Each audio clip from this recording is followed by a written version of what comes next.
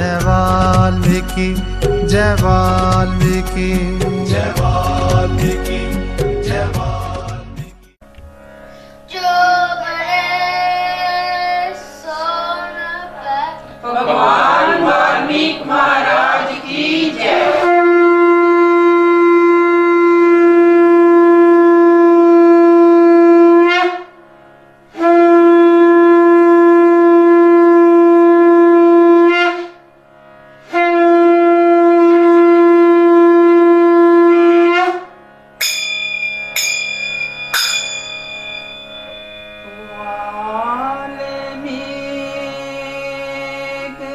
महाराज के चरण कमल धर्मास, श्रेष्ठ गुरु तुम जगत के तीन लोक के नाथ।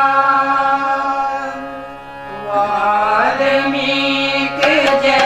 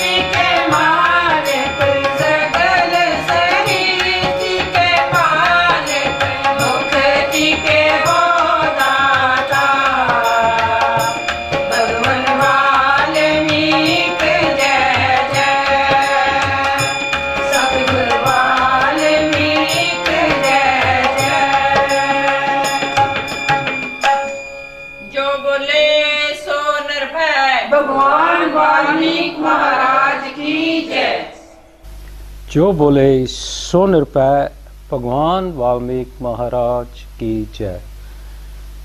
गुरु रूप साध संगत जी, एक बार फिर असी भगवान वाल्मीकि मंदिर बैडफोर्ड तो आप संगत दे रूबरू होए हाँ। भगवान वाल्मीकि जी की पुत्र बाणी श्री योग वशिष्ठ महारामायण, उन्हों का उपदेश, उन्हों के विचार आप दे नाल साझे करांगे। कांशी टीवी का असी एक बार फिर तो दी धन्यवाद करते हाँ कि कांशी टीवी के माध्यम राही ये जो भगवान वाल्मीकि जी की बाणी है आप सब संगत तक पहुँचाई जा रही है। गुरु प्यारी साध संगत जी, आओ सब तो पहलों आप उस प्रभु परमेश्वर को नमस्कार करिए। सचित आनंद रूप आत्मा नू जिस विच सर्व जीव पासते हन ते लीन हुंदे हन ते स्थित हुंदे हन, ते जिस तो ज्ञाता ज्ञान ते गेम, दृष्टा दर्शन ते दृश्य, करता कारण ते क्रिया सिद्ध हुंदे हन, ते जिस आनंद दे कारण करके संपूर्ण विश्व आनंदवान है, ते जिस आनंद दा करके जीव जिउंदे हन, उस आनंद रूप आत्मा नू नमस्कार है। गुरु प्यारी साध संगत जी, जो पिछले प्रसंग आप दे सामने इस बाणी विचों पेश कीते सी, उन्हां च भगवान वाल्मीकि जी ने सानू उपदेश कीता सी कि जे असी मुक्ति दे द्वार थनी प्रवेश करना है तो साडे लिए बहुत ज़रूरी है कि साडे विच अच्छे गुण जिस तरह के सम, संतोख, विचार ते सत्संग, ये जदों गुण आ जाते हैं, ये गुणों नू भगवान वाल्मीकि जी ने इन्हां दी तुलना द्वारपालां दे नाल कीती सी कि ये जो गुण हैं ये द्वारपालां दी तरह हैं, जदों साडे विच आ जांदे हैं ते इन्हां ने सानू मुक्ति दे द्वार थाणी सानू अंदर लैके जाना है और असी संसार तो हमेशा हमेशा लई मुक्त हो जावांगे। गुरु प्यारी साध संगत दी अज दा जो प्रसंग है उस विच भगवान वाल्मीकि जी सानू उपदेश करते हैं कि ये मेरे बचन परम पावन हैं, विचारवान शुद्ध हितकारी लई ये परम बोध का कारण हैं। शुद्ध पात्र पुरुष इन्हां बचनां नूं प्राप्त करके शोभते हैं ते बचन भी उन्होंने पा के शोभा पाते हैं कि ये जो बाणी के बचन हैं भगवान वाल्मीकि जी की बाणी श्री योग वशिष्ठ महारामायण, ये बड़े पवित्र बचन हैं और वो जीव जिहड़े इन्हां पढ़ के सुन के इन्हां ते विचार करते हैं, अमल करते हैं,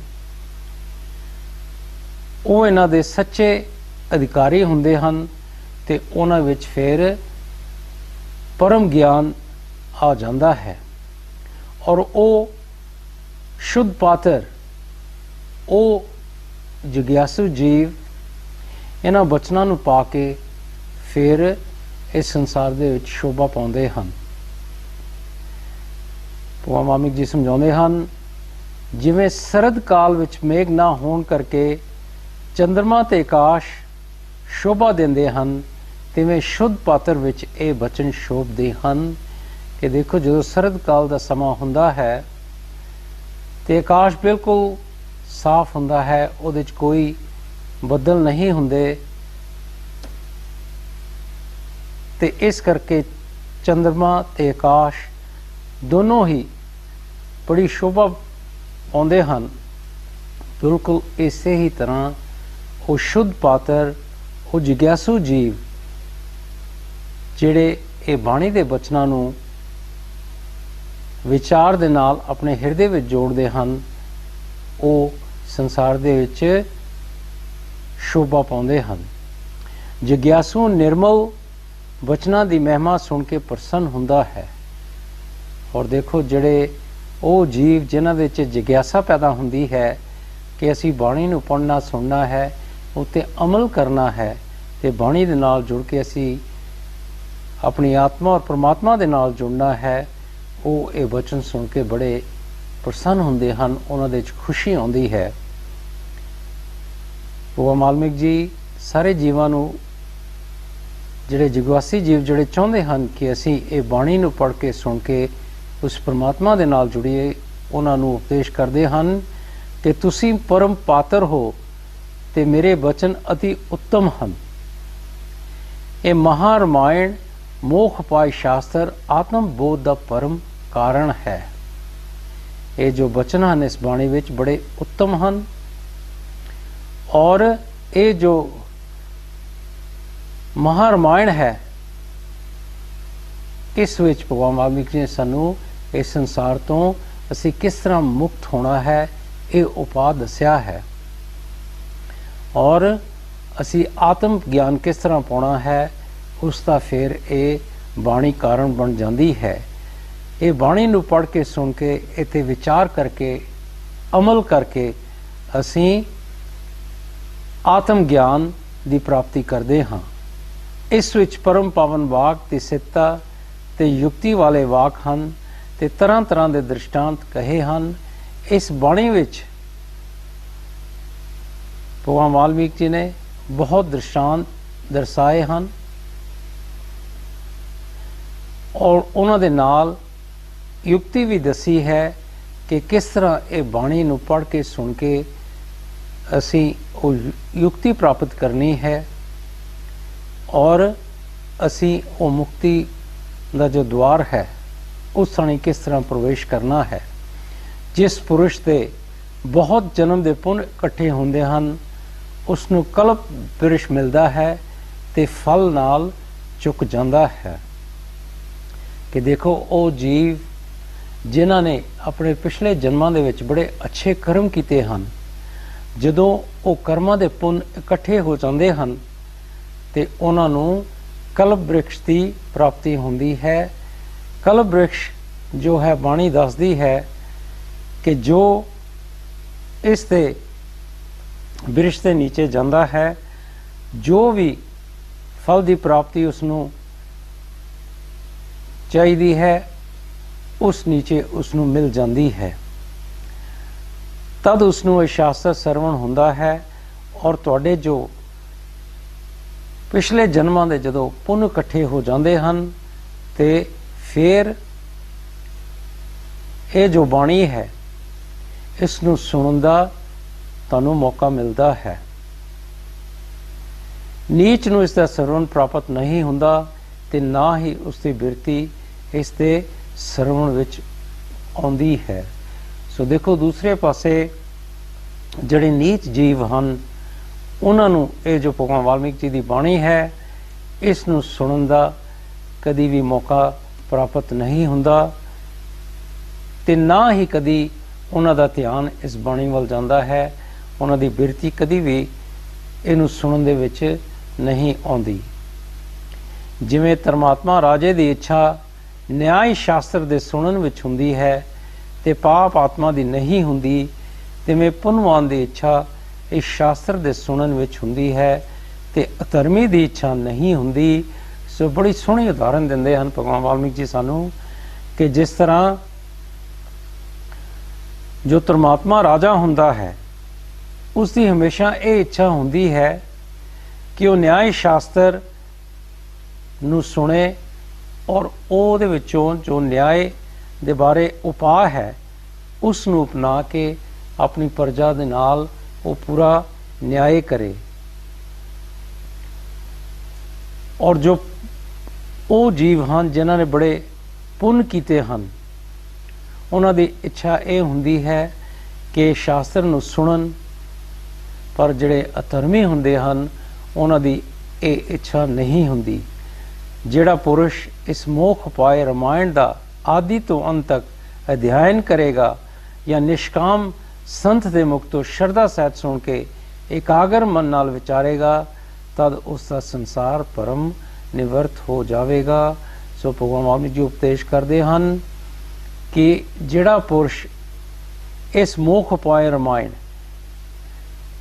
ਕਿ ਇਸ ਬਾਣੀ ਤੋਂ ਸਾਨੂੰ ਮੁਕਤੀ ਦਾ ਰਸਤਾ ਮਿਲਦਾ ਹੈ, ਔਰ ਜੋ ਇਸ ਬਾਣੀ ਨੂੰ ਬੜੀ ਸ਼ਰਧਾ ਦੇ ਨਾਲ ਸ਼ੁਰੂ ਤੋਂ ਲੈ ਕੇ ਅੰਤ ਤੱਕ ਇਸ ਨੂੰ ਪੜ੍ਹਨਗੇ, ਸੁਣਨਗੇ, ਜਾਂ ਫਿਰ ਕਿਸੇ ਨਿਸ਼ਕਾਮ ਸੰਤ ਦੇ ਮੁਖ ਤੋਂ ਸ਼ਰਧਾ ਦੇ ਨਾਲ ਇਸ ਬਾਣੀ ਨੂੰ ਸਰਵਣ ਕਰਨਗੇ ਔਰ ਆਪਣੇ ਮਨ ਨੂੰ ਇਕਾਗਰ ਕਰਕੇ ਇਹ ਬਾਣੀ ਨੂੰ ਸੁਣਨਗੇ ਤੇ ਵਿਚਾਰਨਗੇ ਤੇ ਉਹਨਾਂ ਦੇ ਸਾਰੇ ਭਰਮ ਜਿਹੜੇ ਹਨ ਉਹ ਨਿਵਰਤ ਹੋ ਜਾਣਗੇ।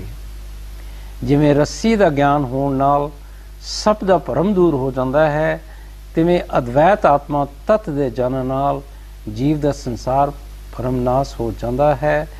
ਇਸ ਮੋਖ ਉਪਾਏ ਸ਼ਾਸਤਰ ਦੇ 32,000 ਸ਼ਲੋਕ ਤੇ 6 ਪ੍ਰਕਰਣ ਹਨ। ਪਹਿਲਾ ਵਿਰਾਗ ਪ੍ਰਕਰਣ ਹੈ। ਇਹ ਪ੍ਰਕਰਣ ਵਿਰਾਗ ਦਾ ਪਰਮ ਕਾਰਨ ਹੈ।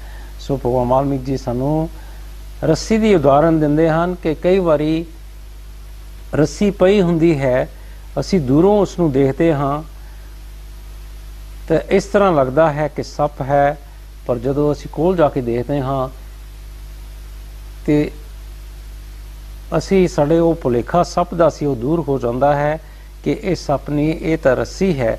ਬਿਲਕੁਲ ਇਸੇ ਹੀ ਤਰ੍ਹਾਂ ਸਾਡੇ ਵਿੱਚ ਜੋ ਅਦਵੈਤ ਆਤਮ ਤੱਤ ਉਹ ਪਰਮਾਤਮਾ ਜੋ ਸਾਡੇ ਵਿੱਚ ਆਤਮਾ ਦੇ ਰੂਪ ਦੇ ਵਿੱਚ ਵਿਰਾਜਮਾਨ ਹੈ, ਇਹ ਬਾਣੀ ਨੂੰ ਪੜ੍ਹਨ ਸੁਣਨ ਦੇ ਨਾਲ ਸਾਨੂੰ ਉਸ ਦੇ ਬਾਰੇ ਜਾਣਕਾਰੀ ਮਿਲਦੀ ਹੈ ਔਰ ਸਾਡੇ ਜਿੰਨੇ ਵੀ ਸੰਸਾਰੀ ਭਰਮ ਹਨ ਉਹ ਸਾਰੇ ਨਾਸ ਹੋ ਜਾਂਦੇ ਹਨ। ਔਰ ਭਗਵਾਨ ਵਾਲਮੀਕ ਜੀ ਨੇ ਇਹ ਬਾਣੀ ਨੂੰ, ਇਹ ਜੋ ਸ਼ਾਸਤਰ ਹੈ, ਇਸ ਵਿੱਚ 32,000 ਸ਼ਲੋਕ ਅੰਕਿਤ ਕੀਤੇ ਹਨ ਤੇ ਇਸ ਦੇ 6 ਪ੍ਰਕਰਣ ਹਨ। ਪਹਿਲਾ ਜੋ ਪ੍ਰਕਰਣ ਹੈ ਉਹ ਵਿਰਾਗ ਪ੍ਰਕਰਣ ਹੈ। ਇਹ ਜੋ ਪ੍ਰਕਰਣ ਹੈ ਇਸ ਦੇ ਨਾਲ ਸਾਡੇ ਵਿੱਚ ਵਿਰਾਗ ਪੈਦਾ ਹੁੰਦਾ ਹੈ।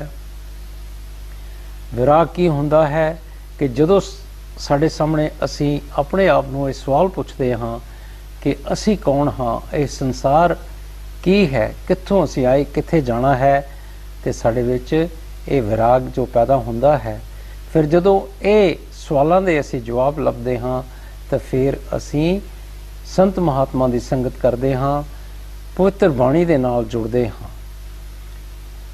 ਭਗਵਾਨ ਵਾਲਮੀਕ ਜੀ ਸਮਝਾਉਂਦੇ ਹਨ ਕਿ ਜਿਵੇਂ ਮਾਰੂਥਲ ਵਿੱਚ ਬਿਰਸ਼ ਨਹੀਂ ਹੁੰਦਾ, ਜੇ ਬੜੀ ਭਾਰੀ ਵਰਖਾ ਹੋਵੇ ਤਾਂ ਕਿਤੇ ਬਿਰਸ਼ ਹੁੰਦਾ ਹੈ, ਤਿਵੇਂ ਅਗਿਆਨੀ ਦਾ ਹਿਰਦਾ ਮਾਰੂਥਲ ਦੀ ਨਿਆਈ ਹੈ, ਉਸ ਦੇ ਹਿਰਦੇ ਵਿੱਚ ਵਿਰਾਗ ਬਿਰਸ਼ ਉਤਪੰਨ ਨਹੀਂ ਹੁੰਦਾ। ਜੇ ਸ਼ਾਸਤਰ ਦੀ ਵਰਖਾ ਹੋਵੇ ਤਦ ਵਿਰਾਗ ਬਿਰਸ਼ ਉਤਪੰਨ ਹੁੰਦਾ ਹੈ। ਬੜੀ ਸੋਹਣੀ ਮਿਸਾਲ ਦਿੰਦੇ ਹਨ ਭਗਵਾਨ ਵਾਲਮੀਕ ਜੀ ਸਾਨੂੰ ਕਿ ਜਿਸ ਤਰ੍ਹਾਂ ਰੇਗਿਸਤਾਨ ਹੁੰਦਾ ਹੈ ਉਹਦੇ ਵਿੱਚ ਕੋਈ ਬਿਰਸ਼ ਨਹੀਂ ਹੁੰਦਾ, ਪਰ ਜੇ ਰੇਗਿਸਤਾਨ ਦੇ ਵਿੱਚ ਬਹੁਤ ਬਰਸਾਤ ਪਵੇ ਤਾਂ ਕਿਤੇ ਨਾ ਕਿਤੇ ਕੋਈ ਉੱਥੇ ਵੀ ਬਿਰਸ਼ ਉਗ ਆਉਂਦਾ ਹੈ। ਬਿਲਕੁਲ ਇਸੇ ਹੀ ਤਰ੍ਹਾਂ ਜੋ ਅਗਿਆਨੀ ਜੀਵ ਹਨ ਉਹਨਾਂ ਦਾ ਜਿਹੜਾ ਹਿਰਦਾ ਹੈ ਉਹ ਵੀ ਰੇਗਿਸਤਾਨ ਦੀ ਤਰ੍ਹਾਂ ਹੈ, ਪਰ ਉਸੇ ਹੀ ਹਿਰਦੇ ਦੇ ਵਿੱਚ ਜੇ ਕਿਤੇ ਵਿਰਾਗ ਬਿਰਸ਼ ਉਤਪੰਨ ਹੋ ਜਾਵੇ ਤੇ ਉਹਨਾਂ ਨੂੰ ਵੀ ਫਿਰ ਇਹ ਬਾਣੀ ਜੋ ਹੈ ਇਸ ਦੇ ਨਾਲ ਜੁੜਨ ਦਾ ਮੌਕਾ ਮਿਲ ਜਾਵੇਗਾ। ਉਹਨਾਂ ਦੇ ਵਿੱਚ ਵੀ ਜਿਗਿਆਸਾ ਪੈਦਾ ਹੋਵੇਗੀ ਕਿ ਅਸੀਂ ਵੀ ਇਹ ਸੱਚੀ ਬਾਣੀ ਦੇ ਨਾਲ ਜੁੜ ਕੇ ਮੁਕਤੀ ਨੂੰ ਪ੍ਰਾਪਤ ਕਰੀਏ। ਇਸ ਵਿਰਾਗ ਪ੍ਰਕਰਣ ਦੇ 1500 ਸ਼ਲੋਕ ਹਨ। ਉਸ ਪਿੱਛੋਂ ਮੁਮੁਕਸ਼ੂ ਵਿਵਹਾਰ ਪ੍ਰਕਰਣ ਹੈ, ਉਸ ਤੇ ਪਰਮ ਨਿਰਮਲ ਬਚਨ ਹਨ। ਇਹ ਜੋ ਵਿਰਾਗ ਪ੍ਰਕਰਣ ਪਹਿਲਾ ਪ੍ਰਕਰਣ ਹੈ, ਇਸ ਵਿੱਚ ਭਗਵਾਨ ਵਾਲਮੀਕ ਜੀ ਨੇ 1500 ਸ਼ਲੋਕ ਅੰਕਿਤ ਕੀਤੇ ਹਨ ਤੇ ਇਸ ਤੋਂ ਅਗਲਾ ਜੋ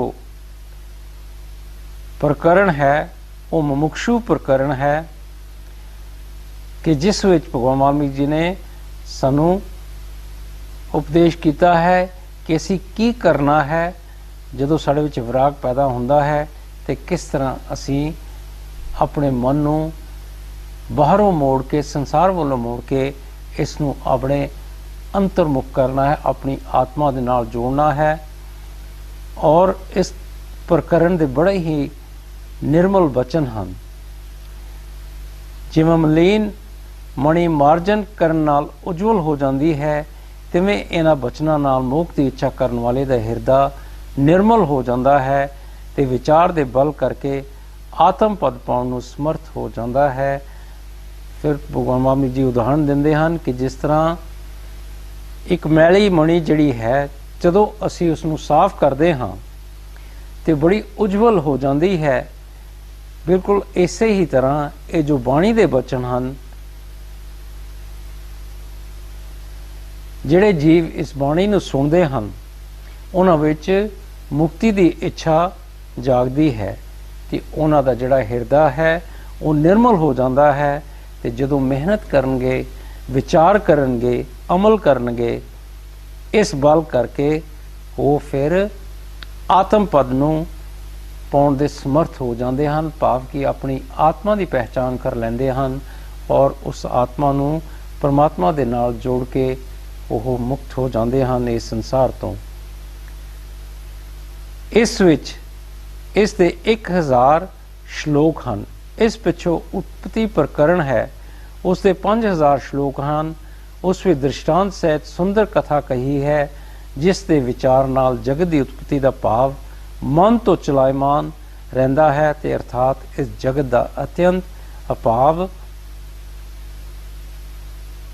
ਜਾਣ ਪੈਂਦਾ ਹੈ। ਭਗਵਾਨ ਵਾਲਮੀਕ ਜੀ ਸਮਝਾਉਂਦੇ ਹਨ ਕਿ ਇਹ ਜੋ ਵਿਰਾਗ ਪ੍ਰਕਰਣ ਹੈ, ਇਸ ਦੇ 1500 ਸ਼ਲੋਕ ਹਨ ਔਰ ਜੋ ਉਸ ਤੋਂ ਅਗਲਾ ਜੋ ਮੁਮੁਕਸ਼ੂ ਪ੍ਰਕਰਣ ਹੈ, ਉਹਦੇ ਵਿੱਚ ਭਗਵਾਨ ਵਾਲਮੀਕ ਜੀ ਨੇ 1000 ਸ਼ਲੋਕ ਲਿਖੇ ਹਨ। ਤੇ ਮੁਮੁਕਸ਼ੂ ਪ੍ਰਕਰਣ ਤੋਂ ਪਿੱਛੋਂ ਭਗਵਾਨ ਵਾਲਮੀਕ ਜੀ ਨੇ ਉਤਪਤੀ ਪ੍ਰਕਰਣ ਲਿਖਿਆ ਹੈ, ਜਿਸ ਦੇ 5000 ਸ਼ਲੋਕ ਹਨ ਔਰ ਇਸ ਵਿੱਚ ਭਗਵਾਨ ਵਾਲਮੀਕ ਜੀ ਨੇ ਬਹੁਤ ਹੀ ਦ੍ਰਿਸ਼ਟਾਂਤ ਸਹਿਤ ਸੁੰਦਰ ਕਥਾ ਲਿਖੀ ਹੈ, ਜਿਸ ਦੇ ਵਿਚਾਰ ਕਰਨ ਨਾਲ ਇਹ ਜਗਤ ਦੀ ਜਿਹੜੀ ਉਤਪਤੀ ਹੈ, ਇਸ ਦਾ ਭਾਵ ਮਨ ਤੋਂ ਦੂਰ ਹੋ ਜਾਂਦਾ ਹੈ। ਅਰਥਾਤ ਇਹ ਜਗਤ ਦਾ ਅਤਿਅੰਤ ਅਭਾਵ ਹੋ ਜਾਂਦਾ ਹੈ। ਭਾਵ ਇਹ ਹੈ ਕਿ ਇਹ ਜਗਤ ਜੋ ਹੈ ਇਹ ਮਨ ਦੀ ਕਲਪਨਾ ਹੈ। ਜਦੋਂ ਅਸੀਂ ਇਹ ਬਾਣੀ ਦੇ ਨਾਲ ਜੁੜਦੇ ਹਾਂ ਤਾਂ ਫਿਰ ਸਾਡਾ ਮਨ ਸਾਡੇ ਕਾਬੂ ਦੇ ਵਿੱਚ ਆ ਜਾਂਦਾ ਹੈ ਔਰ ਮਨ ਜਦੋਂ ਕਾਬੂ 'ਚ ਆ ਜਾਂਦਾ ਹੈ, ਫਿਰ ਇਸ ਨੂੰ ਅਸੀਂ ਆਪਣੇ ਅੰਦਰ ਅੰਤਰਮੁਖੀ ਕਰਦੇ ਹਾਂ, ਇਸ ਸੰਸਾਰ ਤੋਂ ਬੇਮੁਖ ਹੋ ਕੇ। ਤੇ ਫਿਰ ਇਸ ਸੰਸਾਰ ਦਾ ਜੋ ਹੈ ਸਾਡੇ ਲਈ ਹਮੇਸ਼ਾ ਹਮੇਸ਼ਾ ਲਈ ਇਹ ਇੱਕ ਝੂਠ ਜਿਹੜਾ ਸੱਚ ਦੀ ਤਰ੍ਹਾਂ ਲੱਗਦਾ ਹੈ, ਉਹ ਸਾਨੂੰ ਉਸ ਦੇ ਬਾਰੇ ਪਤਾ ਚੱਲਦਾ ਹੈ। ਇਹ ਸੰਸਾਰ ਫਿਰ ਸਾਡੇ ਲਈ ਇੱਕ ਮਨ ਦੀ ਕਲਪਨਾ ਦੀ ਤਰ੍ਹਾਂ ਕਿ ਇਹ ਸੱਚ ਨਹੀਂ ਹੈ, ਝੂਠ ਹੈ। ਸੱਚ ਜੋ ਹੈ ਸਾਡੇ ਵਿੱਚ ਹੈ। ਫਿਰ ਅਸੀਂ ਉਸ ਸੱਚ ਦੇ ਨਾਲ ਜੁੜਦੇ ਹਾਂ। ਸੋ ਗੁਰੂ ਪਿਆਰੀ ਸਾਧ ਸੰਗਤ ਜੀ, ਬ੍ਰੇਕ ਦਾ ਸਮਾਂ ਆ ਰਿਹਾ ਹੈ। ਬ੍ਰੇਕ ਤੋਂ ਬਾਅਦ ਅਸੀਂ ਇੱਥੋਂ ਹੀ ਭਗਵਾਨ ਵਾਲਮੀਕ ਜੀ ਦੀ ਬਾਣੀ ਫੇਰ ਦੁੰਦੀ ਆਪ ਦੇ ਨਾਲ ਇਸ ਦੇ ਜੋ ਬਚਨਾਂ ਨੂੰ ਸਾਂਝੇ ਕਰਾਂਗੇ।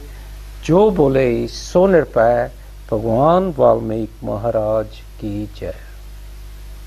जय वाल्मीकि जय वाल्मीकि जय वाल्मीकि जय वाल्मीकि।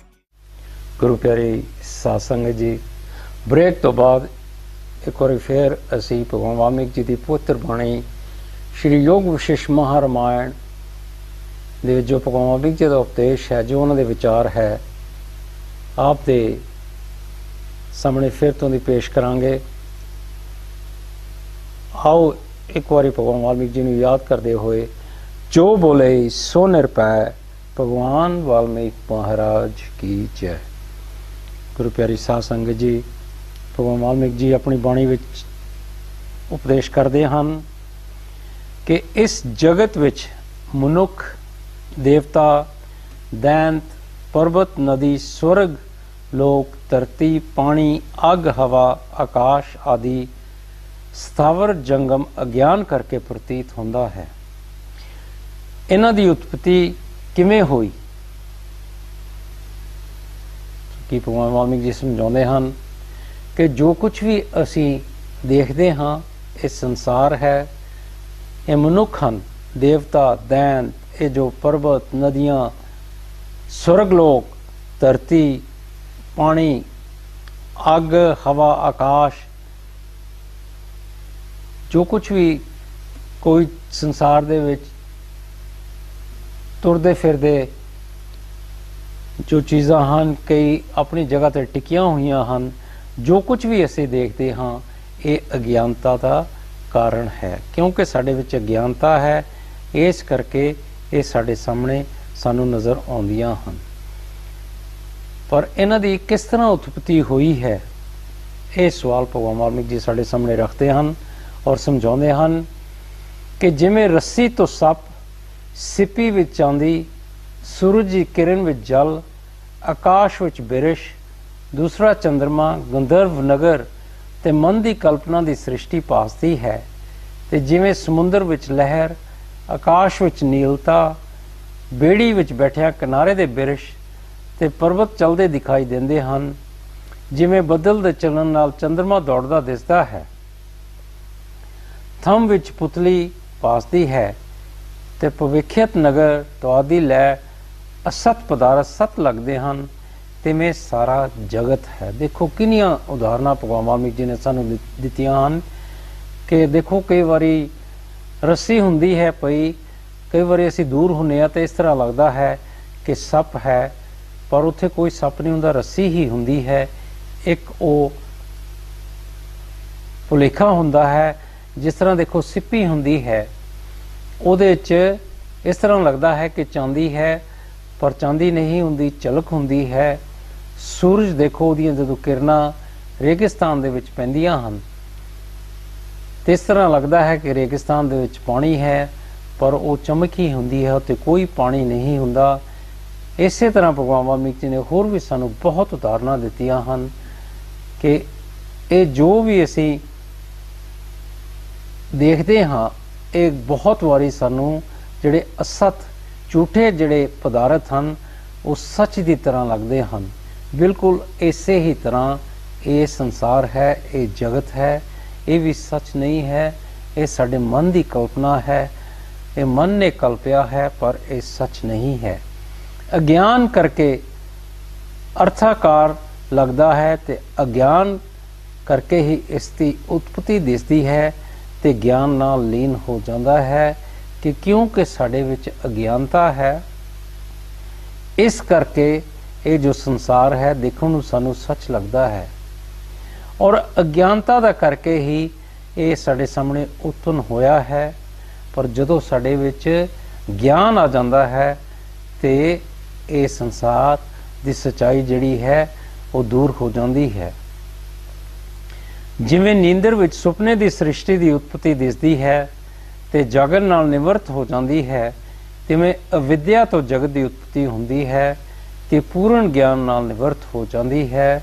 सो भगवान वाल्मीकि जी होर सानू उदाहरण दे के समझाउंदे हन कि जदों असीं सुत्ते पए हुंदे हां ते सानू सुपना आउंदा है ते उस दे विच असीं सृष्टि की उत्पत्ति देखते हाँ, पर जदों असीं जागदे हाँ तो असीं कहने हाँ कि सुपना सी, एक झूठ सी। बिल्कुल इसे ही तरह क्योंकि साडे विच अविद्या है,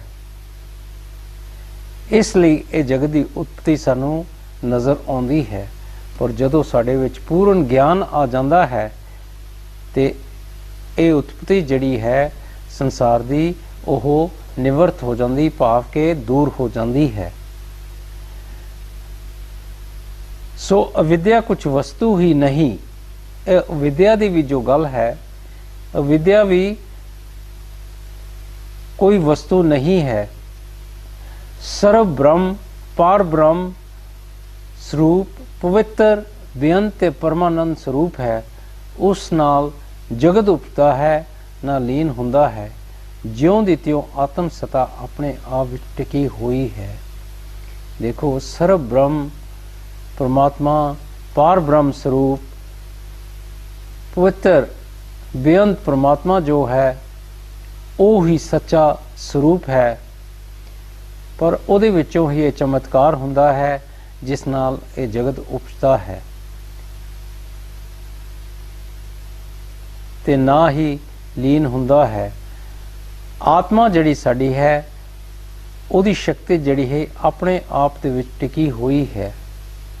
ਉਸ ਵਿੱਚ ਜਗਤ ਐਸਾ ਹੈ ਜਿਵੇਂ ਕੰਧ ਉੱਪਰ ਚਿੱਤਰ ਹੁੰਦਾ ਹੈ ਜਾਂ ਜਿਵੇਂ ਥੰਮ ਵਿੱਚ ਪੁਤਲੀਆਂ ਹੁੰਦੀਆਂ ਹਨ ਜੋ ਬਿਨਾਂ ਹੋਣ ਤੋਂ ਪਾਸਦੀਆਂ ਹਨ, ਤਿਵੇਂ ਹੀ ਸ੍ਰਿਸ਼ਟੀ ਮਨ ਵਿੱਚ ਹੈ। ਅਸਲ ਵਿੱਚ ਇਹ ਕੁਝ ਵੀ ਬਣੀ ਨਹੀਂ, ਸਭ ਆਕਾਸ਼ ਰੂਪ ਹਨ।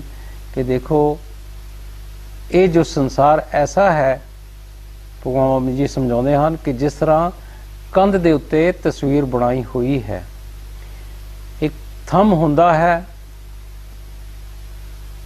ਉਹਦੇ ਵਿੱਚ ਪੁਤਲੀਆਂ ਹੁੰਦੀਆਂ ਹਨ। ਉਹ ਜੋ ਪੁਤਲੀਆਂ ਘੜਨ ਵਾਲਾ ਹੈ ਉਹਦੇ ਮਨ ਦੀ ਕਲਪਨਾ ਹੁੰਦੀ ਹੈ ਕਿ ਥੰਮ ਦੇ ਵਿੱਚੋਂ ਕਿੰਨੀਆਂ ਪੁਤਲੀਆਂ ਬਣ ਸਕਦੀਆਂ ਹਨ। ਬਿਲਕੁਲ ਇਸੇ ਹੀ ਤਰ੍ਹਾਂ ਇਹ ਸ੍ਰਿਸ਼ਟੀ ਮਨ ਵਿੱਚ ਹੈ।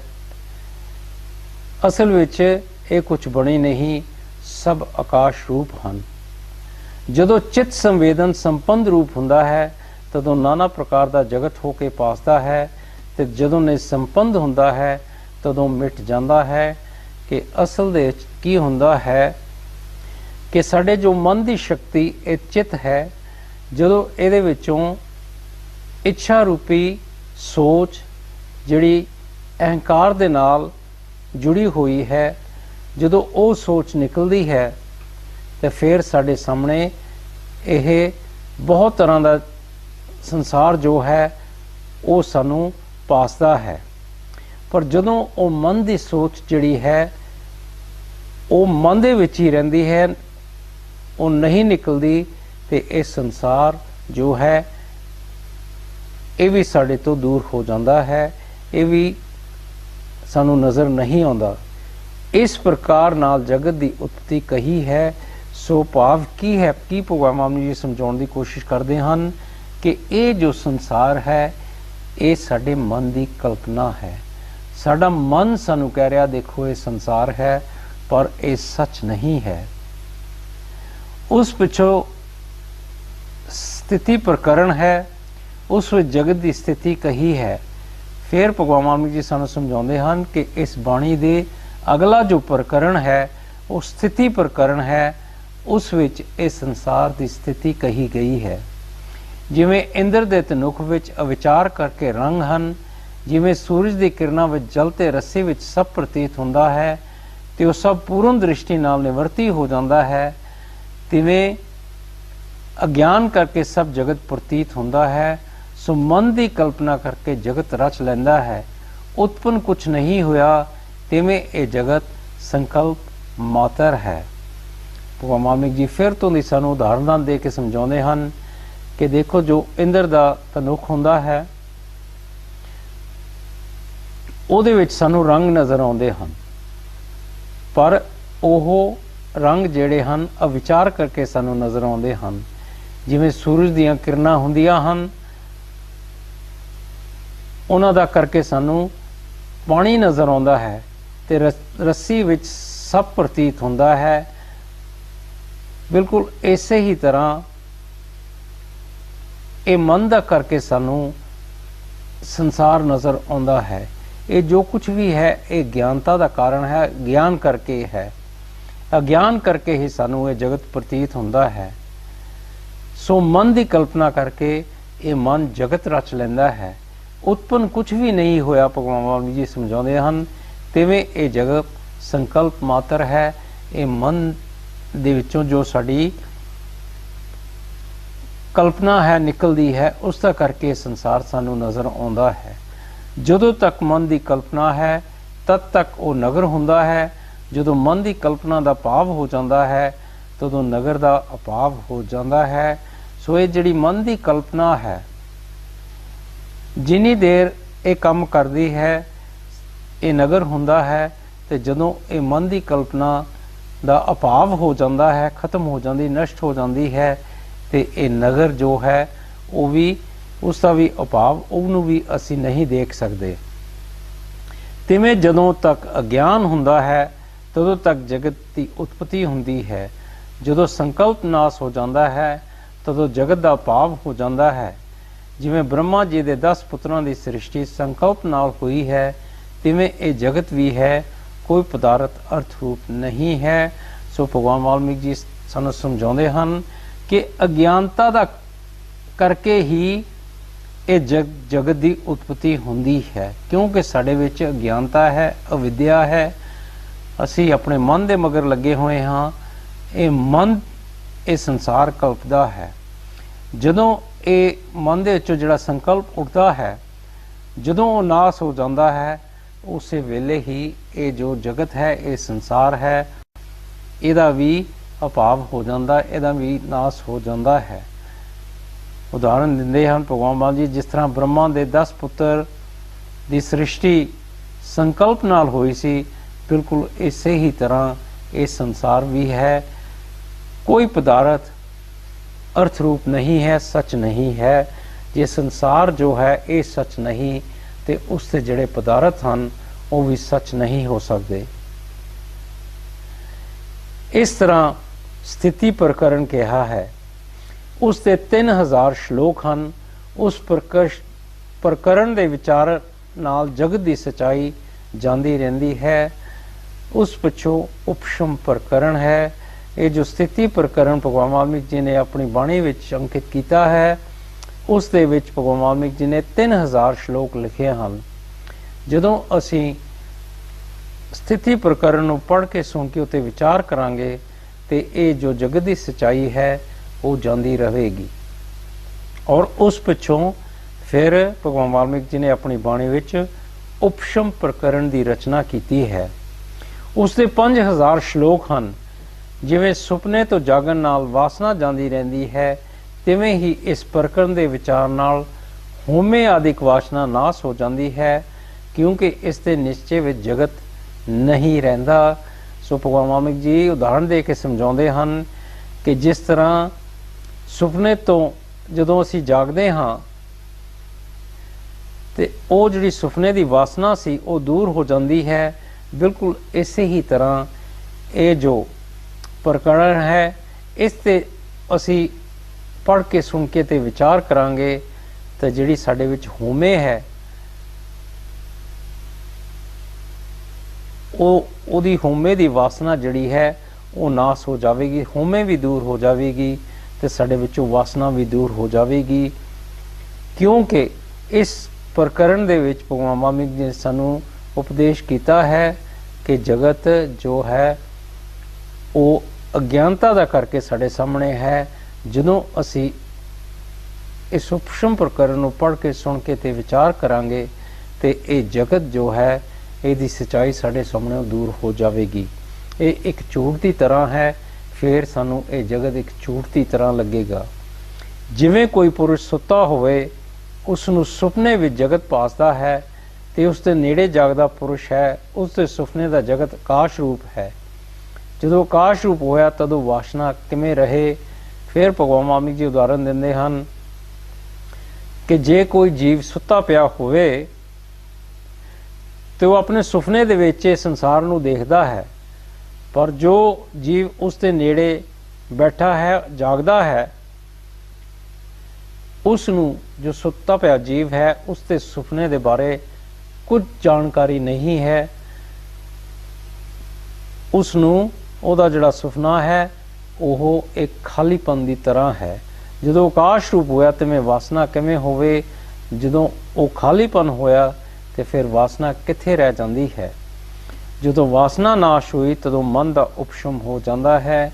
ਜਦੋਂ ਸਾਡੇ ਵਿੱਚੋਂ ਵਾਸਨਾ ਦੂਰ ਹੋ ਜਾਂਦੀ ਹੈ, ਇੱਛਾ ਦੂਰ ਹੋ ਜਾਂਦੀ ਹੈ, ਅਭਿਲਾਸ਼ਾ ਦੂਰ ਹੋ ਜਾਂਦੀ ਹੈ, ਤਾਂ ਇਹ ਮਨ ਜੋ ਹੈ ਇਹਦੀ ਸ਼ਕਤੀ ਜਿਹੜੀ ਹੈ ਖਤਮ ਹੋ ਜਾਂਦੀ ਹੈ। मन का उपशम हो जाता है। तदों देखण मात्र विच भी उसके मन की सब चेष्टा होंदी है, उसके मन विच पदार्थों की इच्छा नहीं रहिंदी। सो असी जदों जीव अपने मन नूं जित लैंदा है, फिर देखण नूं उहदे मन की सारी चेष्टा होंदी है, पर उहदा मन जिहड़ा है फिर ये संसारी पदार्थों की इच्छा नहीं करता। वो जिहड़ी इच्छा है, वासना है, वो दूर हो जाती है। जिवें अग की मूर्ति देखण ਮਾਤਰ ਹੁੰਦੀ ਹੈ, ਅਸਲੀਅਤ ਨਹੀਂ ਹੁੰਦੀ, ਉਸ ਦੀ ਚੇਸ਼ਟਾ ਹੁੰਦੀ ਹੈ। ਭਗਵਾਨ ਮਾਮੀ ਜੀ ਸਮਝਾਉਂਦੇ ਹਨ ਕਿ ਜਿਵੇਂ ਅੱਗ ਦੀ ਜੋ ਮੂਰਤੀ ਹੈ ਉਹ ਦੇਖਣ ਮਾਤਰ ਹੀ ਹੁੰਦੀ ਹੈ, ਅਸਲੀਅਤ ਉਹਦੇ ਵਿੱਚ ਕੁਝ ਨਹੀਂ ਹੁੰਦੀ। ਬਿਲਕੁਲ ਇਸੇ ਹੀ ਤਰ੍ਹਾਂ ਇਹ ਉਹਦੀ ਚੇਸ਼ਟਾ ਹੈ, ਪਰ ਉਹ ਅਸਲੀਅਤ ਉਹਦੇ ਵਿੱਚ ਨਹੀਂ ਹੈ। ਜਿਵੇਂ ਤੇਲ ਤੋਂ ਰਹਿਤ ਦੀਵਾ ਨਿਰਵਾਣ ਹੋ ਜਾਂਦਾ ਹੈ, ਤਿਵੇਂ ਇੱਛਾ ਤੋਂ ਰਹਿਤ ਮਨ ਨਿਰਵਾਣ ਹੋ ਜਾਂਦਾ ਹੈ। ਭਗਵਾਨ ਮਾਮੀ ਜੀ ਸਮਝਾਉਂਦੇ ਹਨ ਕਿ ਜਦੋਂ ਇੱਕ ਦੀਵਾ ਹੁੰਦਾ ਹੈ, ਉਹਦੇ ਵਿੱਚੋਂ ਜਦੋਂ ਤੇਲ ਖਤਮ ਹੋ ਜਾਂਦਾ ਹੈ ਤੇ ਦੀਵਾ ਬੁਝ ਜਾਂਦਾ ਹੈ। ਬਿਲਕੁਲ ਇਸੇ ਹੀ ਤਰ੍ਹਾਂ ਜਦੋਂ ਜੀਵ ਦੇ ਵਿੱਚੋਂ ਇੱਛਾ ਨਿਕਲ ਜਾਂਦੀ ਹੈ, ਉਹਦੇ ਮਨ ਵਿੱਚ ਕੋਈ ਇੱਛਾ ਨਹੀਂ ਰਹਿੰਦੀ ਤੇ ਉਹਦਾ ਜਿਹੜਾ ਮਨ ਹੈ ਉਹਦੀ ਸ਼ਕਤੀ ਖਤਮ ਹੋ ਜਾਂਦੀ ਹੈ। ਉਸ ਪਿੱਛੋਂ ਨਿਰਵਾਣ ਪ੍ਰਕਰਨ ਹੈ। ਫਿਰ ਉਪਸ਼ਮ ਪ੍ਰਕਰਨ ਤੋਂ ਪਿੱਛੋਂ ਭਗਵਾਨ ਵਾਲਮੀਕ ਜੀ ਨੇ ਆਪਣੀ ਬਾਣੀ ਵਿੱਚ ਨਿਰਵਾਣ ਪ੍ਰਕਰਨ ਲਿਖਿਆ ਹੈ। ਉਸ ਪ੍ਰਕਰਨ ਵਿੱਚ ਪਰਮ ਨਿਰਵਾਣ ਬਚਨ ਕਹੇ ਹਨ ਔਰ ਇਸ ਪ੍ਰਕਰਨ ਵਿੱਚ ਭਗਵਾਨ ਵਾਲਮੀਕ ਜੀ ਨੇ ਅਸੀਂ ਮੁਕਤੀ ਕਿਸ ਤਰ੍ਹਾਂ ਪ੍ਰਾਪਤ ਕਰਨੀ ਹੈ, ਇਸ ਸੰਸਾਰ ਤੋਂ ਅਸੀਂ ਕਿਸ ਤਰ੍ਹਾਂ ਮੁਕਤ ਹੋਣਾ ਹੈ, ਇਹ ਨਿਰਵਾਣ ਬਚਨ ਕਹੇ ਹਨ। ਅਗਿਆਨ ਕਰਕੇ ਚਿੱਤ ਦਾ ਸੰਬੰਧ ਹੈ, ਸੋ ਵਿਚਾਰ ਕਰਨ ਨਾਲ ਨਿਰਵਾਣ ਹੋ ਜਾਂਦਾ ਹੈ। ਕਿਉਂਕਿ ਸਾਡੇ ਵਿੱਚ ਅਗਿਆਨਤਾ ਹੈ, ਇਸ ਕਰਕੇ ਅਸੀਂ ਇਹ ਸਾਡੇ ਮਨ ਦੀ ਸ਼ਕਤੀ ਜਿਹੜਾ ਚਿੱਤ ਹੈ ਉਸ ਦੇ ਨਾਲ ਸਾਡਾ ਸੰਬੰਧ ਹੈ। ਜਦੋਂ ਅਸੀਂ ਨਿਰਵਾਣ ਪ੍ਰਕਰਨ ਨੂੰ ਪੜਾਂਗੇ, ਸੁਣਾਂਗੇ ਤੇ ਉੱਤੇ ਵਿਚਾਰ ਕਰਾਂਗੇ ਤੇ ਇਹ ਜਿਹੜਾ ਸਾਡਾ ਮਨ ਹੈ ਇਹਦੀ ਸ਼ਕਤੀ ਹੌਲੀ ਹੌਲੀ ਦੂਰ ਹੋ ਜਾਵੇਗੀ।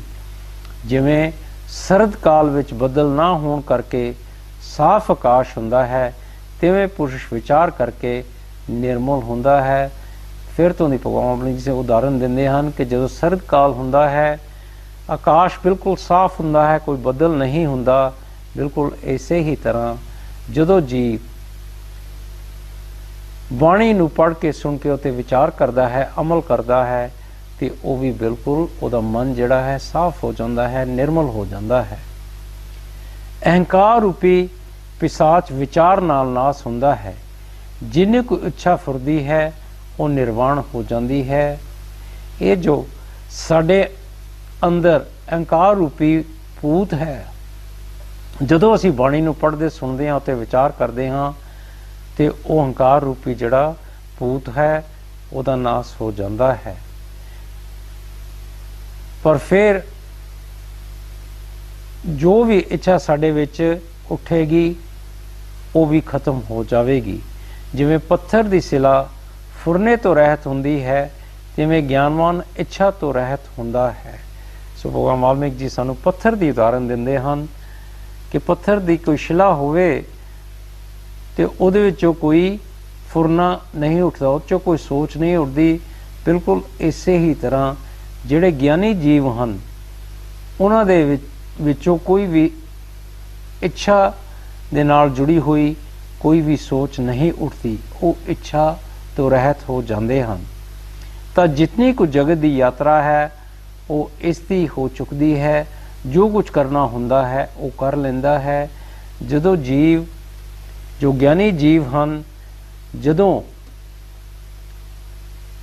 ਉਹ ਆਪਣੇ ਵਿੱਚੋਂ ਇੱਛਾ ਨੂੰ ਦੂਰ ਕਰ ਦਿੰਦੇ ਹਨ ਤੇ ਫਿਰ ਉਹਨਾਂ ਦੀ ਇਹ ਸੰਸਾਰ ਦੀ ਜਿੰਨੀ ਵੀ ਯਾਤਰਾ ਹੁੰਦੀ ਹੈ ਉਹ ਹੋ ਚੁੱਕਦੀ ਹੈ, ਉਹ ਖਤਮ ਹੋ ਜਾਂਦੀ ਹੈ ਤੇ ਜੋ ਕੁਝ ਉਹਨਾਂ ਨੇ ਕਰਨਾ ਹੁੰਦਾ ਹੈ ਉਹਨਾਂ ਨੇ ਕਰ ਲਿਆ ਹੈ। ਕਿਉਂਕਿ ਆਪਣੇ ਮਨ ਨੂੰ ਕਾਬੂ ਕਰਨਾ, ਅਹੰਕਾਰ ਨੂੰ ਦੂਰ ਕਰਨਾ, ਆਪਣੇ ਮਨ ਦੀ ਵਿੱਚੋਂ ਇੱਛਾ ਨੂੰ ਦੂਰ ਕਰਨਾ, ਇਹ ਸਭ ਤੋਂ ਸਾਡੇ ਲਈ ਵੱਡੀ ਗੱਲ ਹੈ। ਜਦੋਂ ਅਸੀਂ ਇਹ ਕਰ ਲਵਾਂਗੇ ਤੇ ਜੋ ਕੁਝ ਵੀ ਸੰਸਾਰ ਦੇ ਵਿੱਚ ਸਾਡੇ ਲਈ ਕਰਨ ਵਾਲਾ ਕਰਮ ਹੈ ਉਹ ਅਸੀਂ ਕਰ ਲਿਆ ਹੈ। ਸਰੀਰ ਦੇ ਹੁੰਦਿਆਂ ਹੀ ਉਹ ਪੁਰਸ਼ ਸਰੀਰ ਰਹਿਤ ਹੋ ਜਾਂਦਾ ਹੈ ਤੇ ਅਨੇਕ ਪ੍ਰਕਾਰ ਦਾ ਜਗਤ ਉਸ ਨੂੰ ਨਹੀਂ ਪਾਸਦਾ। ਸੋ ਆਪਣੇ ਮਨ ਨੂੰ, ਜਦੋਂ ਸਾਡਾ ਮਨ ਸਾਡੇ ਕਾਬੂ ਵਿੱਚ ਆ ਜਾਂਦਾ ਹੈ, ਅਸੀਂ ਇੱਛਾ ਰਹਿਤ ਹੋ ਜਾਂਦੇ ਹਾਂ, ਵਾਸਨਾ ਰਹਿਤ ਹੋ ਜਾਂਦੇ ਹਾਂ ਤੇ ਇਹ ਸਰੀਰ ਸਾਡਾ ਸਾਡੇ ਨਾਲ ਵੀ ਹੋਵੇ ਤੇ ਜੀਵ ਜਿਹੜੇ ਹਨ ਉਹ ਇਸ ਤੋਂ ਰਹਿਤ ਹੋ ਜਾਂਦੇ ਹਨ। ਔਰ ਉਸ ਸੰਸਾਰ ਦੇ ਵਿੱਚ ਵਿਚਰਦੇ ਹਨ, ਆਪਣੇ ਕਾਰਜ ਕਰਦੇ ਹਨ, ਪਰ ਉਹਨਾਂ ਦਾ ਜਿਹੜਾ ਮਨ ਹੈ ਆਪਣੀ ਆਤਮਾ ਦੇ ਵਿੱਚ ਟਿਕ ਜਾਂਦਾ ਹੈ। ਇਸ ਸੰਸਾਰ ਦੀ ਸੱਚਾਈ ਜਿਹੜੀ ਹੈ ਇੱਕ ਝੂਠ ਦੀ ਤਰ੍ਹਾਂ ਹੋ ਜਾਂਦੀ ਹੈ। ਫਿਰ ਉਹਨਾਂ ਦੀ ਬਿਰਤੀ ਜਿਹੜੀ ਹੈ ਹਮੇਸ਼ਾ ਉਸ ਪਰਮਾਤਮਾ ਦੇ ਵਿੱਚ ਲੱਗੀ ਰਹਿੰਦੀ ਹੈ। ਜਗਤ ਦੀ ਨੀਤੀ ਤੋਂ ਰਹਿਤ ਹੁੰਦਾ ਹੈ। ਇਹ ਜਗਤ ਦੀ ਜਿਹੜੀ ਸੱਚਾਈ ਹੈ, ਜਦੋਂ ਜੀਵ ਦੇ ਵਿੱਚੋਂ ਇੱਛਾ ਦੂਰ ਹੋ ਜਾਂਦੀ ਹੈ ਤੇ ਇਹ ਸੰਸਾਰ ਦੀ ਸੱਚਾਈ ਜਿਹੜੀ ਹੈ ਉਸ ਦੇ ਬਾਰੇ ਉਸ ਨੂੰ ਪਤਾ ਚੱਲਦਾ ਹੈ ਕਿ ਇਹ ਸੱਚ ਨਹੀਂ ਹੈ, ਇੱਕ ਝੂਠ ਦੀ ਤਰ੍ਹਾਂ ਹੈ, ਮਨ ਦੀ ਕਲਪਨਾ ਹੈ। ਮੇਰਾ ਤੇਰਾ ਆਦਿ ਹਨੇਰਾ ਰੂਪ ਜਗਤ ਉਸ ਨੂੰ ਨਹੀਂ ਪਾਸਦਾ। ਇਹ ਸੰਸਾਰ ਦੇ ਵਿੱਚ ਜੋ ਮੇਰੀ ਤੇਰੇ ਵਾਲੀ ਗੱਲ ਹੈ, ਇਹਦਾ ਜਿਹੜਾ ਹਨੇਰਾ ਹੈ, ਫਿਰ ਜੀਵ ਨੂੰ ਇਸ ਸੰਸਾਰ ਦੇ ਵਿੱਚ ਨਹੀਂ ਪਾਸਦਾ। ਜਿਵੇਂ ਸੂਰਜ ਨੂੰ ਹਨੇਰਾ ਦਿਖਾਈ ਨਹੀਂ ਦਿੰਦਾ, ਤਿਵੇਂ ਉਸ ਨੂੰ ਜਗਤ ਨਜ਼ਰ ਨਹੀਂ ਆਉਂਦਾ ਤੇ ਉਹ ਉੱਚ ਪਦਵੀ ਨੂੰ ਪ੍ਰਾਪਤ ਹੁੰਦਾ ਹੈ। ਸੋ ਦੇਖੋ, ਜਦੋਂ ਜੀਵ ਆਪਣੇ ਮਨ ਨੂੰ ਕਾਬੂ ਵਿੱਚ ਕਰ ਲੈਂਦਾ ਹੈ, ਆਪਣੇ ਮਨ ਦੀ ਸ਼ਕਤੀ ਚਿੱਤ ਨੂੰ ਖਤਮ ਕਰ ਦਿੰਦਾ ਹੈ, ਤਾਂ ਫਿਰ ਉਸ ਜੀਵ ਨੂੰ ਉੱਚ ਪਦਵੀ ਦੀ ਪ੍ਰਾਪਤੀ ਹੁੰਦੀ ਹੈ। ਜਿਵੇਂ ਸੁਮੇਰ ਪਰਬਤ ਦੇ ਕਿਸੇ ਕੋਨੇ ਵਿੱਚ ਕਮਲ ਹੁੰਦਾ ਹੈ ਤੇ ਉਸ ਉੱਪਰ ਭੌਰੇ ਬੈਠਦੇ ਹਨ, ਤਿਵੇਂ ਬ੍ਰਹਮ ਦੇ ਕਿਸੇ ਕੋਨੇ ਵਿੱਚ ਜਗਤ ਸ਼ੀਤਲ ਰੂਪ ਹੈ ਤੇ ਜੀਵ ਰੂਪ ਭੌਰੇ ਉੱਪਰ ਮੌਜੂਦ ਹਨ। ਸੋ ਭਗਵਾਨ ਵਾਲਮੀਕ ਜੀ ਬੜੀ ਸੋਹਣੀ ਉਦਾਹਰਨ ਦਿੰਦੇ ਹਨ ਕਿ ਜਿਸ ਤਰ੍ਹਾਂ ਦੇਖੋ ਸੁਮੇਰ ਪਰਬਤ ਹੈ, ਉਸੇ ਕਿਸੇ ਕੋਨੇ ਵਿੱਚ ਜੇ ਫੁੱਲ ਹੋਵੇ ਤੇ ਉਸ ਉੱਪਰ ਭੌਰੇ ਬੈਠਦੇ ਹਨ। ਬਿਲਕੁਲ ਇਸੇ ਹੀ ਤਰ੍ਹਾਂ ਇਹ ਬ੍ਰਹਮ ਦੇ ਕਿਸੇ ਕੋਨੇ ਵਿੱਚ ਇਸ ਜੋ ਸੰਸਾਰ ਹੈ ਇਹ ਸ਼ੀਤਲ ਰੂਪ ਹੈ ਤੇ ਜੀਵ ਰੂਪ ਭੌਰੇ ਉਸ ਦੇ ਉੱਪਰ ਮੌਜੂਦ ਹੁੰਦੇ ਹਨ। ਪਰ ਉਦੋਂ ਹੀ ਇਹ ਕਾਰਜ ਹੁੰਦਾ ਹੈ ਜਦੋਂ ਅਸੀਂ ਆਪਣੇ ਮਨ ਨੂੰ ਕਾਬੂ ਵਿੱਚ ਕਰ ਲਈਏ ਤੇ ਸਾਡਾ ਮਨ ਸਾਫ਼ ਹੋ ਜਾਵੇ ਤੇ ਸਾਡਾ ਮਨ ਜਿਹੜਾ ਹੈ ਸਾਡੀ ਆਤਮਾ ਵਿੱਚ ਟਿਕ ਜਾਏ। ਉਹ ਪੁਰਖ ਪ੍ਰਾਰ ਬ੍ਰਹਮ ਰੂਪ ਹੈ। ਰੂਪ ਦਰਸ਼ਨ ਤੇ ਮਨ ਦੀ ਇੱਛਾ ਉਸ ਦਾ ਆਕਾਸ਼ ਰੂਪ ਹੋ ਜਾਂਦਾ ਹੈ। ਜਿਹੜੇ ਜੀਵਾਂ ਨੇ ਆਪਣੇ ਮਨ ਨੂੰ ਕਾਬੂ ਵਿੱਚ ਕਰ ਲਿਆ ਹੈ, ਵਾਸਨਾ ਰਹਿਤ ਹੋ ਗਏ ਹਨ, ਇੱਛਾ ਰਹਿਤ ਹੋ ਗਏ, ਉਹ ਜੀਵ ਜਿਹੜੇ ਹਨ ਉਹ ਪਰਮਾਤਮਾ ਦੀ ਤਰ੍ਹਾਂ ਹੋ ਜਾਂਦੇ ਹਨ। ਉਹਨਾਂ ਦੇ ਮਨ ਦੀ ਇੱਛਾ ਜੋ ਹੈ ਉਹ ਦੂਰ ਹੋ ਜਾਂਦੀ, ਆਕਾਸ਼ ਰੂਪ ਹੋ ਜਾਂਦੀ ਹੈ, ਇੱਕ ਖਾਲੀਪਨ ਦੀ ਤਰ੍ਹਾਂ ਹੋ ਜਾਂਦੀ ਹੈ। ਉਹ ਪੁਰਸ਼ ਉਸ ਪਦ ਨੂੰ ਪ੍ਰਾਪਤ ਹੁੰਦਾ ਹੈ ਜਿਸ ਪਦ ਦੀ ਉਪਮਾ ਬ੍ਰਹਮਾ, ਵਿਸ਼ਨੂੰ ਤੇ ਰੁਦਰ ਵੀ ਨਹੀਂ ਕਰ ਸਕਦੇ। ਕਿ ਦੇਖੋ, ਆਪਣੇ ਮਨ ਨੂੰ ਜਿੱਤਣ ਦੇ ਨਾਲ ਹੀ, ਆਪਣੇ ਮਨ ਨੂੰ ਕਾਬੂ ਵਿੱਚ ਲਿਆਉਣ ਦੇ ਨਾਲ, ਆਪਣੇ ਮਨ ਦੀ ਸ਼ਕਤੀ ਚਿੱਤ ਨੂੰ ਖਤਮ ਕਰਨ ਦੇ ਨਾਲ ਹੀ ਜੀਵ ਉਸ ਪਦ ਨੂੰ ਪ੍ਰਾਪਤ ਹੁੰਦਾ ਹੈ ਜਿਸ ਪਦ ਦੀ ਉਪਮਾ ਜੇ ਬ੍ਰਹਮਾ, ਵਿਸ਼ਨੂੰ, ਰੁਦਰ ਜੋ ਪਰਮਾਤਮਾ ਦੀਆਂ ਸ਼ਕਤੀਆਂ ਹਨ ਉਹ ਵੀ ਨਹੀਂ ਕਹਿ ਸਕਦੀਆਂ। ਸੋ ਗੁਰੂ ਪਿਆਰੀ ਸਾਧ ਸੰਗਤ ਜੀ, ਭਗਵਾਨ ਵਾਲਮੀਕ ਜੀ ਸਾਨੂੰ ਸਮਝਾਉਂਦੇ ਹਨ ਕਿ ਜੋ ਉਸ ਦੀ ਬਾਣੀ ਹੈ ਉਸ ਨੂੰ ਜੋ ਸ਼ਰਧਾ ਦੇ ਨਾਲ ਪੜ੍ਹੇਗਾ, ਸੁਣੇਗਾ, ਉਸ ਤੇ ਅਮਲ ਕਰੇਗਾ, ਵਿਚਾਰ ਕਰੇਗਾ, ਉਹ ਆਪਣੇ ਮਨ ਨੂੰ ਜਿੱਤ ਲਵੇਗਾ। ਆਪਣੇ ਮਨ ਨੂੰ ਜਿੱਤ ਕੇ ਆਪਣੇ ਮਨ ਦੀ ਸ਼ਕਤੀ ਚਿੱਤ ਜੋ ਹੈ ਉਸ ਨੂੰ ਖਤਮ ਕਰ ਦੇਵੇਗਾ ਔਰ ਫਿਰ ਉਹ ਇੱਛਾ ਰਹਿਤ ਹੋ ਜਾਵੇਗਾ, ਉਹਦੇ ਵਿੱਚੋਂ ਅਹੰਕਾਰ ਦੂਰ ਹੋ ਜਾਵੇਗਾ ਔਰ ਉਹ ਬੜੇ ਉੱਚ ਪਦਵੀ ਨੂੰ ਪ੍ਰਾਪਤ ਹੋਵੇਗਾ। ਭਾਵ ਕਿ ਆਪਣੇ ਮਨ ਨੂੰ ਜਿੱਤਣ ਦੇ ਨਾਲ ਹੀ ਜੀਵ ਆਪਣੀ ਆਤਮਾ ਦੇ ਨਾਲ ਜੁੜ ਸਕਦਾ ਹੈ।